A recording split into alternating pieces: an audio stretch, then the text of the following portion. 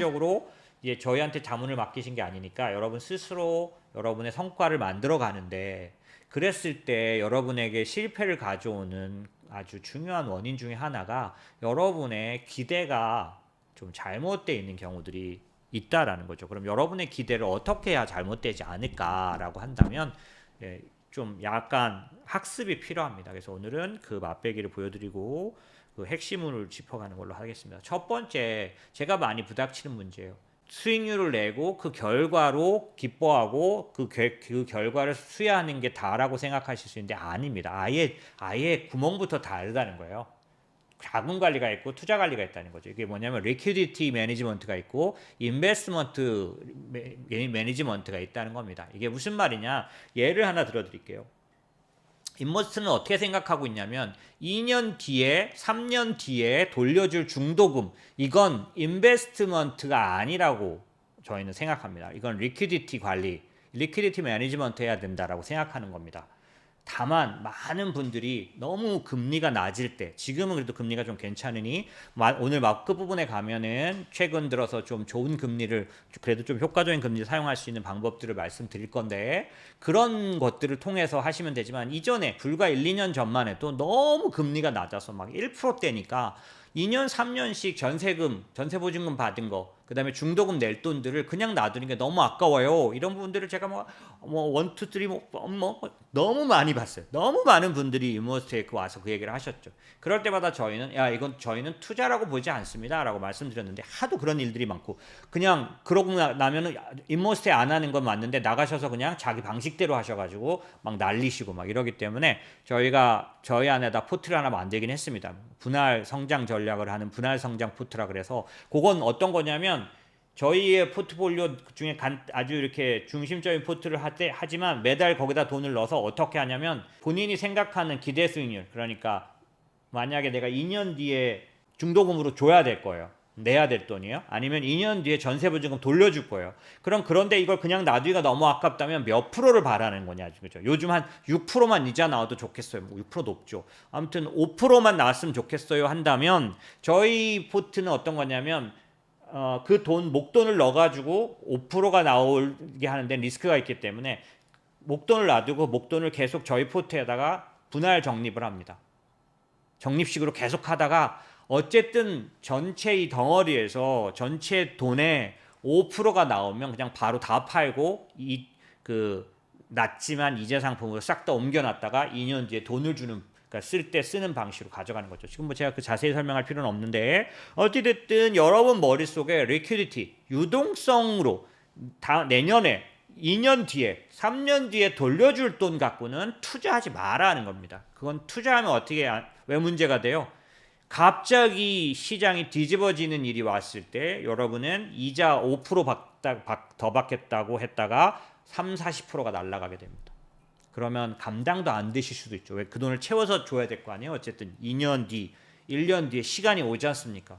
그 시간이 왔을 때 나가야 될 돈은 절대로 투자 영역이 아닌 겁니다. 그래서 투자 관리와 자금 관리는 다르다. 그래서 두 개의 차이는 뭐냐면 리턴 오리엔티드냐 스테빌리티 오리엔티드냐, 이게 다르다는 거예요. 그런 기반의 포트폴리오를 해야 되는 거지 이 투자적인 걸 하는 게 아니라는 거지. 예를 들어서 이렇게 보면 상품이 아예 다릅니다. 그래서 리퀴디티 풀에는 이런 아예 MMDA, MMF 뭐 이런 금융 상품, 그러니까 단기 금융 예금 상품들이죠. 인베스트먼트는 그거하고는 좀 다른 거죠. 완전히 다른 거. 그래서 이런 개념 자체를 여러분들이 갖고 계셔야 합니다. 절대로 섞으면 안 되세요. 인머스트에 갖고 와서 아무리 얘기하셔봤자 저희는 돈 안 맡아줍니다. 아까 말씀드렸던 2년, 3년짜리 그 자금들을 저희가 말하는 그 분할성장 포트라는 거에다 그냥 딱 넣어서 저희 방법대로 딱 해서 딱 갖고 나가는 거 동의하시면 그 정도. 그거 외에는 지금까지 많은 돈이 저희가 안 된다 그래서 딴 데 가셨어요. 저희는 그냥 그걸 안 받습니다. 기본적으로. 왜냐하면 리퀴디티냐 인베스트먼트냐는 다른 얘기라는 거죠. 그런 면에서 투자의 출발점에는 목적이 굉장히 중요합니다. 이게 아까 말씀드린 대로 중도금 낼 거냐, 보증금 돌려줄 거냐, 우리 아들 내년도에 장가 갈 때 쓸 돈이냐, 이런 거 굉장히 중요합니다. 이런 거 아무것도 아닌 게 아니에요. 여러분은 리턴 얘기만 많이, 수익 얘기만 많이 하지만 아니라는 거예요. 왜냐하면 이 모든 게 이 모든 것들이, 이 작은 것들이 우리의 행복을, 우리의 마음을 매우 힘들게 합니다. 이제 리스크 톨러런스란 건 뭐냐면 내가 얼마를 견딜 수 있냐예요. 이거는 딱 똑같은 건 아닌데 지금 제가 말씀드린 게 거의 비슷한 얘기예요. 뭐냐면 만약에 내가 지금 이거 5천만 원을 넣었는데 만약에 이게 삐걱하면 다른 데서 5천만 원 정도는 뭐 담보를 잡든지 뭘 해서 가져올 수 있다. 500도 안 된다. 크게 사람마다 다 달라요. 다만 여기서 참고로 말씀드리면 한 사람은 하나의 리스크 톨러런스만 갖고 있다고 보지 않습니다. 저희는 그 사람이 가진 자금의 성격에 따라, 아까 뭐요?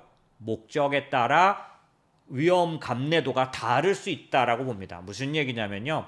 아주 여유자금 같은 경우는 속 쓰린 일이 일어나도 참을 수 있다는 거죠. 계속 팔지 않고 보유해서 내년에 다시 장에 올라올 때 기다릴 수 있다는 겁니다. 이건 감내 수준, 톨러런스가 되는 거예요. 그런데 어떤 돈입니까? 저희 아들 다음 학기 등록금. 이거는 바로 나가야 돼. 이건 참고 자시고가 아니란 말이죠. 이 목적에 따라서 다른 주머니에다 넣어야지 이거를 뭐 한 6개월만 좀 수익률 높은 걸로 해주세요. 이런 생각 자체가 잘못되어 있다는 거예요. 섞지 말아야 한다. 그 다음에 그런 거에 따라서 에셋 클래스가 다 달라지는데 사실 저희가 지금 연금 때문에 인컴형 자산을 많이 다루죠. 그러다 보니까 이 에셋 클래스는 다양하게 굉장히 디테일하게 발달돼 있어요. 그리고 이거를 실무적으로 다뤄본 사람들이 알고 있는 노하우들이 있습니다. 이거는 제가 지난번에 리츠 얘기를 드렸는데 리츠는 굉장히 좋은 상품임에도 불구하고 많이 정보가 공개되지 않아서 또 거래를 잘 안 해보셔가지고 잘 모르는 것들이 많이 있으신데요. 그런 부분들에 있어서 봤을 때 이 클래스 부분들로 인해서 해결되는 문제도 굉장히 많습니다. 그 다음에 중요한 거 기간입니다. 타임 호라이즌, 인베스트먼트 호라이즌이라고 하는 타임 기간. 이게 뭐냐면 그러니까 투자 기간. 이거 뭐냐면 1년 할 수 있는지 3년 할 수 있는지 5년 할 수 있는지 이거 굉장히 중요하죠. 그죠? 이게 아까 그 유동성 아까 말한 리퀴디티하고 굉장히 연관이 있습니다. 그래서 20년 투자할 수 있는 것과 1년 투자할 수 있는 건 완전히 대상 자체가 다르겠죠. 여기에 자산 배분이 중요합니다. 스트래티직이나 택티컬 에셋 알로케이션이 중요합니다. 뒤에 과정에서 말씀드리겠습니다. 자산 배분은 자기가 확실하게 제대로 평가해서 자산 배분의 기준 어떤 걸 선택해야 하는데 여러분들이 자산 배분 그것도 내가 알 거면 뭐하러 내가 그런 것도 다 내가 알아야 돼라고 하시는데요. 기본적으로 그런 나 자신의 어떤 부분들을 할 수 있는 부분이 어느 정도는 있으셔야 자문을 하시면 맡기시면 되겠죠. 하지만 자문조차도 자기가 그런 게 안 되는데 맡겨놓으면요 계속 걱정이 되십니다. 예, 그리고 자문의 좋은 점을 못 느끼시니까 어려워지세요. 그래서 이런 부분이 꼭 필요하다는 거고요. 이게 어떤 거냐면 성과 평가할 줄 아셔야 돼요. 여러분이 하든 뭐 저희 자문사한테 맡겼다고 치고 맡겼을 때 그 성과를 평가해야 되는데 뭐 그게 어렵나? 10% 났어? 15% 났어? 마이너스 5%야? 이게 뭐 어려워? 아닙니다. 이게 그 5%가 그 10%가 어떤 10%인지를 이해하지 못하면 실망스럽다 그 다음에 만족스럽다가 틀릴 수 있어요. 잘못될 수 있다고요. 자, 성과 측정상 이게 퍼포먼스를 매저 어떻게 평가할 건가? 리스크와 리턴을 같이 양쪽 다 봐야 합니다. 또 여러분 이게 오늘 얘기의 아주 그냥 끝판왕이에요. 뭐냐면 비교해서 벤치마크란 개념을 기본적으로 갖고 계셔야 돼요. 그래서 어떤 거에 대비해서 내 거가 몇 프로인지를 항상 보셔야지 몇 프로 났어? 10%야? 에이씨 못했네. 이거밖에 못해? 이거 아무 개념 없는 얘기입니다. 예. S&P가 얼마 났는데 난 몇 프로인데요. 코스피가 지금 몇 프로인데 난 몇 프로 났어요. 최소한 그래도 이렇게 지수라도 아니면 동종 펀드, 동종 ETF 대비 내가 투자한 ETF는 몇 프로 났나요? 얼마를 더 아웃퍼폼했나요? 얼마를 더 언더했나요? 이렇게 물어봐야 돼. 아니면 올해 8월 초에 쇼크가 왔었어요. 그때 내가 투자한 상품은 어떤 흐름을 가져왔나요? 이렇게 비교해야 되는 거예요. 그 개념이 없이 그렇게 어떻게 정확한 비교가 판단이 없으면 어떻게 되냐면요. 황당한 아까 그 기대와 현실이 다르다 그랬잖아요. 그 기대가 현실적이지가 않은 거예요. 그래가지고 이 뭐 주식이 시장이 떨어지든 말든 뭐 누가 어떻게 되든지 간에 나는 10% 내야 돼. 낼 수 있을 거야. 난 낼 수 있어. 막 이렇게 믿는다는 거죠.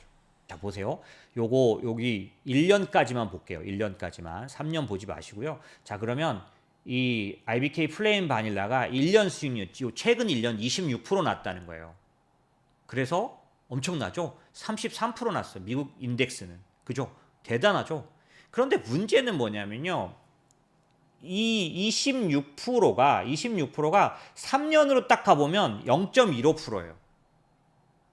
안 믿기시죠? 잘못된 것처럼 생각되시죠?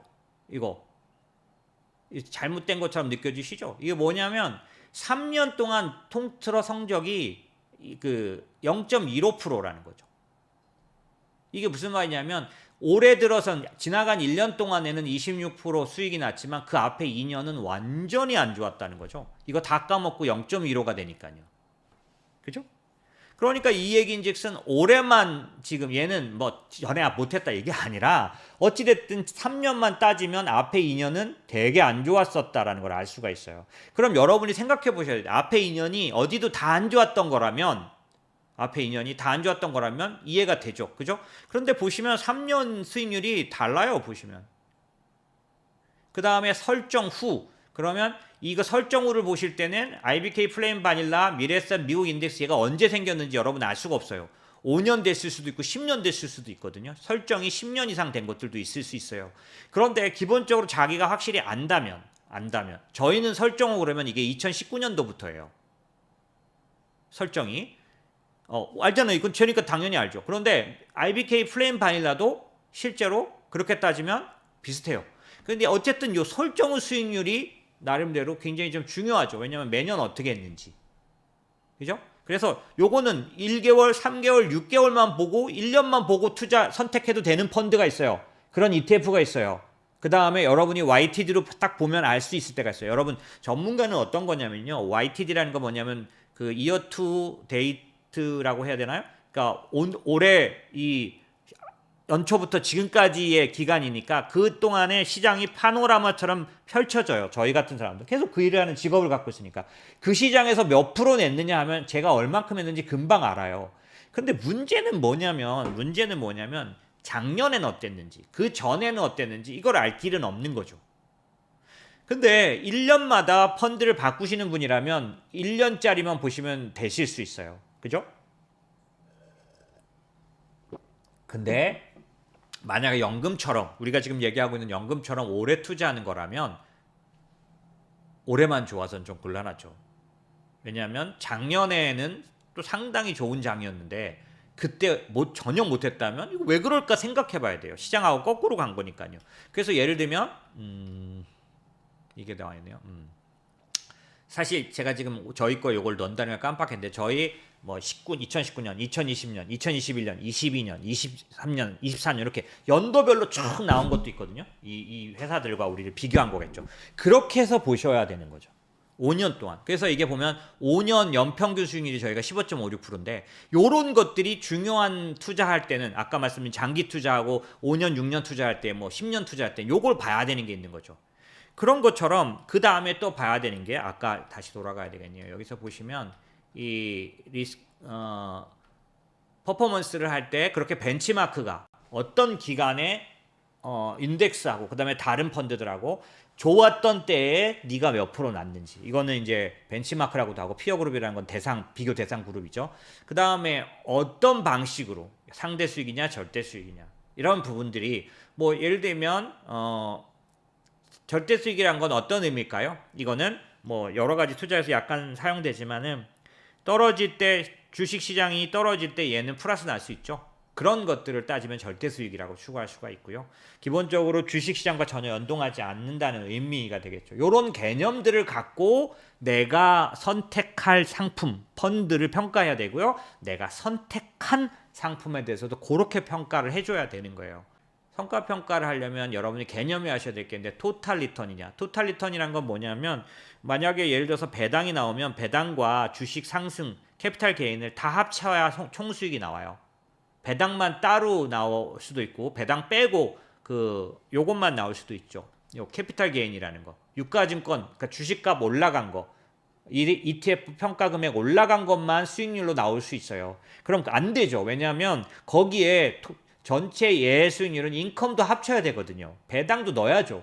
그래서 그런 걸 다 합치면 토탈 리턴인데 여러분들이 혹시 좀 지식이 있으시다면 인터넷이나 투자 자료에서 토탈 리턴 자료는 따로 나와요.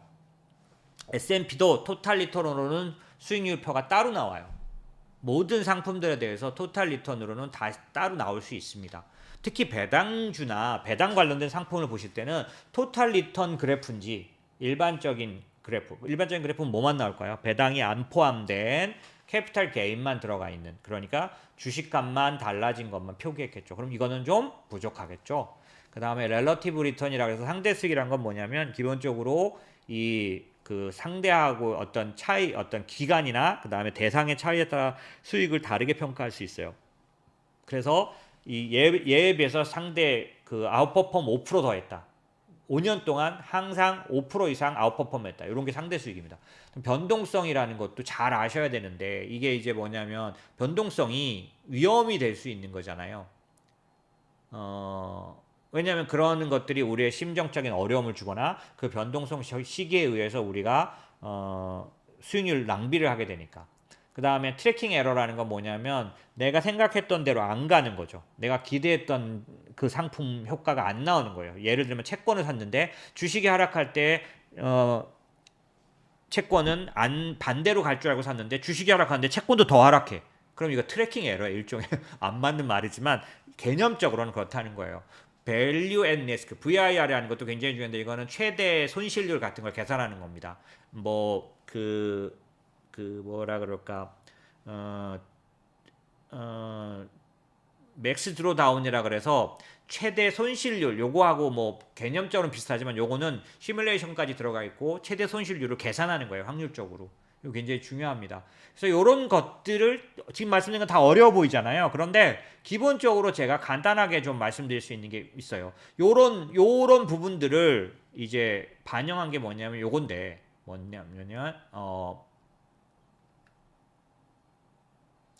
리스크 어저스트 퍼포먼스라 그래서 성과를 리스크까지 반영해서 평가하는 게 맞다는 거예요. 동시에 감안해야 되는 거죠.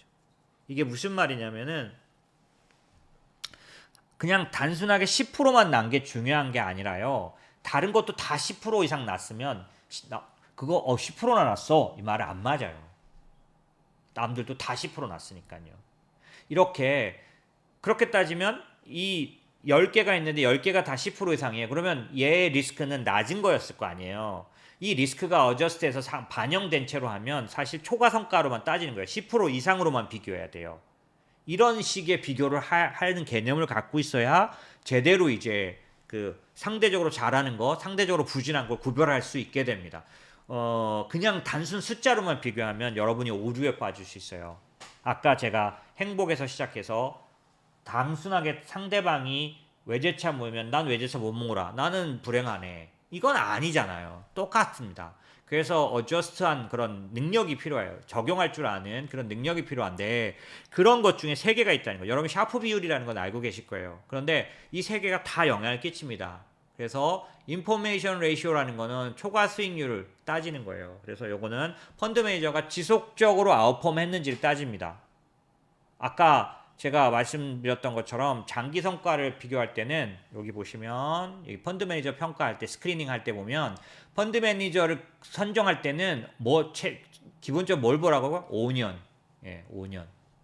그래서 이런 어떤 이 아웃퍼폼 그 벤치마크 대비 아웃퍼폼 할 수 있는 더 초과 성과를 낸 기간이 지속적으로 나타나는가를 따지는 게 매우 중요합니다. 왜? 한 해는 어떻게 하다 잘할 수 있어요. 그런데 매년 장기적으로 지속적으로 잘할 수 있기는 이 투자 시장에서는 거의 불가능합니다. 그러다 보니까 이 벤치마크 대비 아웃퍼폼 하는 걸 따지는 이런 그 매니저 평가 굉장히 중요하죠. 그 다음에 샤프 레이시오라는 건 아시는 것처럼 위험 대비. 그래서 예를 들면 같은 위험이라면 수익률이 높은 걸 선택하는 게 좋은 선택. 같은 수익이라면 위험이 낮은 걸 선택하는 게 좋은 선택입니다. 그래서 아까 제가 보여드렸던 게 이거예요.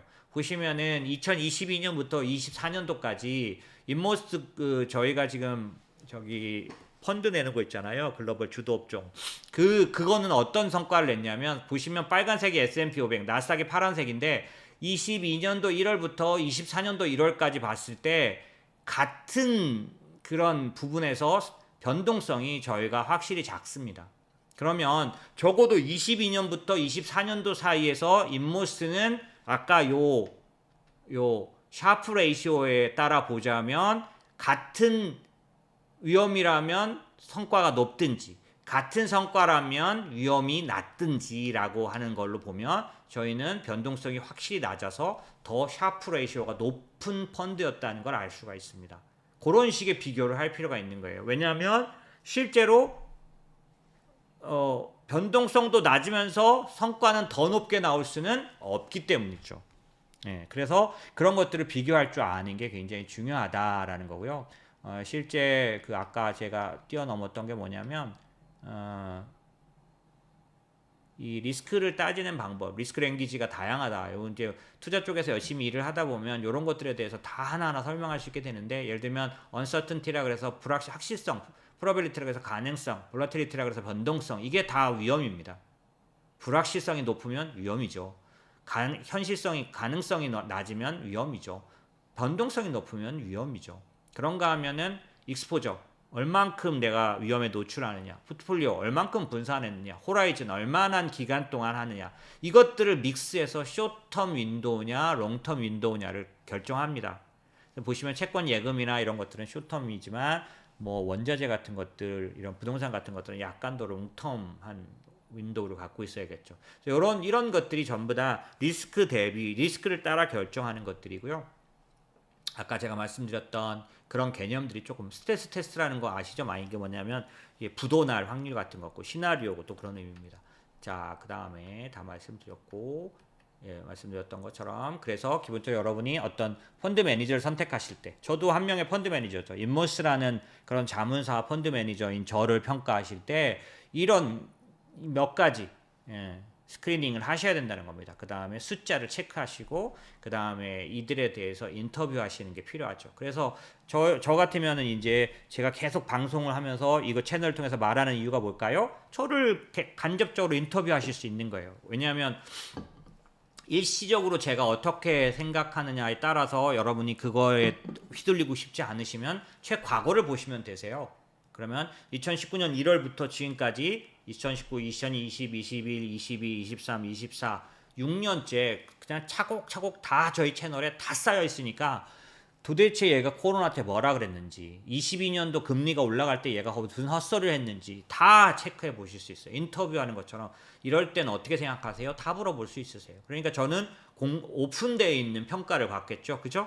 그런 것처럼 기본적으로 여러분이 인모스를 만약에 선택한다면, 저희가 이번에 펀드를 내놨잖아요. 그래서 DB나 이런 데 가시면 삼성증권과 DB금융투자에다가 이제 내놨는데, 좀 있으면 이제 그 한퇴도 하고 싶어서 다음 주에 미팅을 하는데, 그런 데 가셔서 그냥 인모스트 DB EMP 펀드를 그냥 선택해서 가입하실 수 있다면, 그러니까 돈을 넣으시면 돼요. 저도 이제 이거 하느냐고 저희 그것 때문에 이거 제가 체크해 보기 위해서 제 거 돈을 저희 펀드 시작하고 며칠 있다 넣었던 것 같은데, 아무튼 그거 이렇게 MTS로 맨날 제가 봅니다. 어떻게 가고 있는지. 저희가 지금 9월 언제죠? 한 9월 9일 날 설정됐는데 지금 100억 정도 들어와 있고, 지금 현재는 한 6%대 후반 정도에서 7%대 이렇게 6%대 후반으로 보시기만. 아무튼 그렇게 그래서 성적 그런 것들을 이제 만약에 선택하시려면 저를 심사하셔야 되죠. 심사하시려면 지금 제가 말씀드린 그런 제 방송 같은 것들을 몇 가지를 뽑아서 체크를 하시고, 이 사람이 도대체 어떤 철학을 갖고 있고 얘네들은 어떤 퍼포먼스를 내는지. 그래서 인모스에 대해서 무조건 방송으로 좋다라고 할 수 없어서 제가 아까도 저희 성과 막 보여드리잖아요. 그죠? 이게 전부 다 외부 자료기 때문에